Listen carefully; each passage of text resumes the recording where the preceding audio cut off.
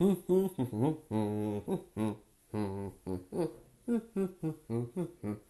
back to the Average Person Advice Channel. I'm the Average Guy Nick, and today I want to talk a little bit about credit scores and what they mean to your financial future and independence. So, what is a credit score?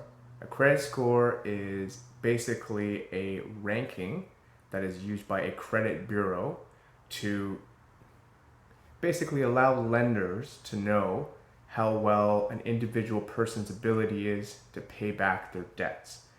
So a credit score is very important whenever you're going to lend money for anything. So whether that's a credit card, borrowing money to say get like a lease on a car, purchasing a home, borrowing money for various other things, whether you're getting a line of credit or whatever. So when you have a better credit score, one, you're more likely to get the money you need when you need it, but two, you're also going to get a preferred interest rate, so you're going to be paying less overall. So credit score is very important, I think for everybody, just in general, and I think a lot of people don't even really realize the implications of that or know much about like how to check their credit score, how to build their credit, and this is a very important thing and something that you can start, fairly early as you start to develop your financial future and your financial independence. So in the Canadian market, there are two primary credit bureaus. The first one is Equifax and the second one is TransUnion. So generally, whenever you do anything with credit, that information gets captured by one or both of these credit bureaus, and different organizations, different banks, lenders, etc., will use different credit bureaus, sometimes both of them, but sometimes just one of them, when they're checking your credit score to see if they should lend you money and what rate they're going to lend you that money at. So you can check what your credit scores are. These institutions have to give you a free credit report once a year if you ask for it. But that's not going to give you your number, your actual score, but it will show you what's happening on your credit file, basically. But to get your actual credit score, you have to actually, pay basically the companies, and they'll give you instant access to it for a month or whatever. I think it's like maybe $20 or something like that for their basic package. And then certain banks will actually give you the opportunity to check your credit score for free and that kind of thing. Like, for example, Scotiabank has now free access to your credit score with TransUnion. So Scotiabank and that entire range of basically companies under Scotiabank, including like Tangerine, all use Equifax. So, you can, if you're going to go with Scotiabank, you want your Equifax credit score to be good. If you're going to borrow additional money from Scotiabank, say again for a mortgage or, whatever. So how do we develop and build our credit score? Well, basically, like I said, a credit score is just how good you are repaying your debts.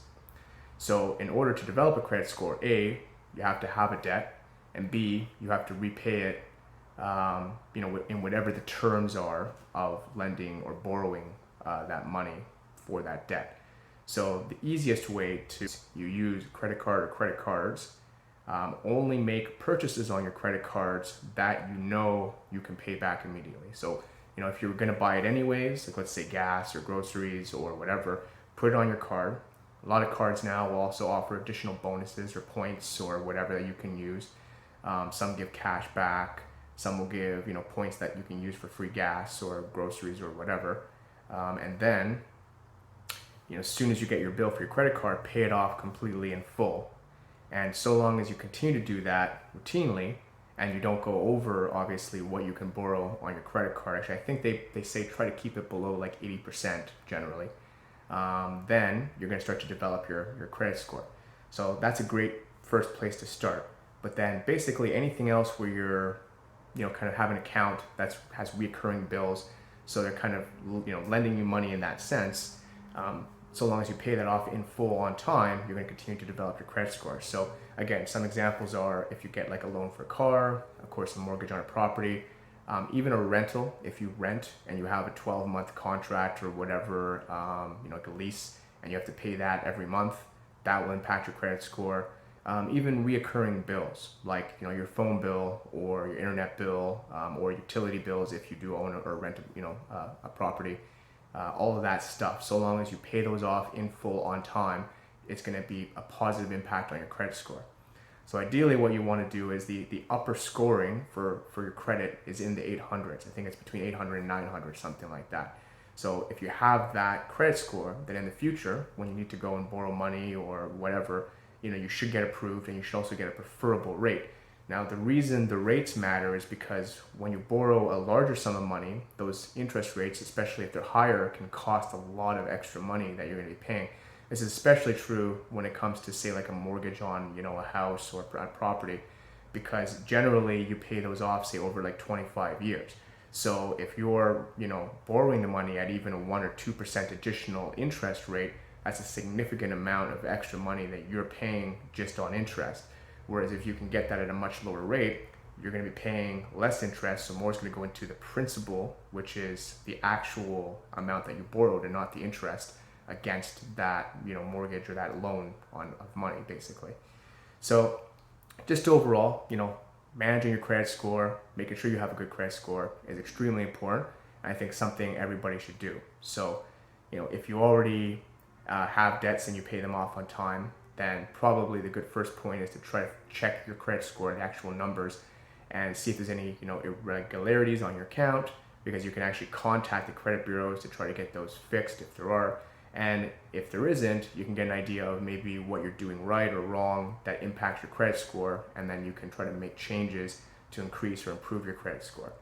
If you're just starting out, again, I'd say start with credit cards, but don't go overboard. Do not spend beyond your means, right? Check out that other video that I put forward about that one, but it's very important to not spend beyond your means. And that's the thing. If you have a credit card, some people feel like, oh, well, I can just buy whatever I want. Well, you can't. You still have to pay that money back. So make sure that whatever you're putting on your card, you can pay for, right? That everything you're buying is something that you would buy, say, with cash out of pocket.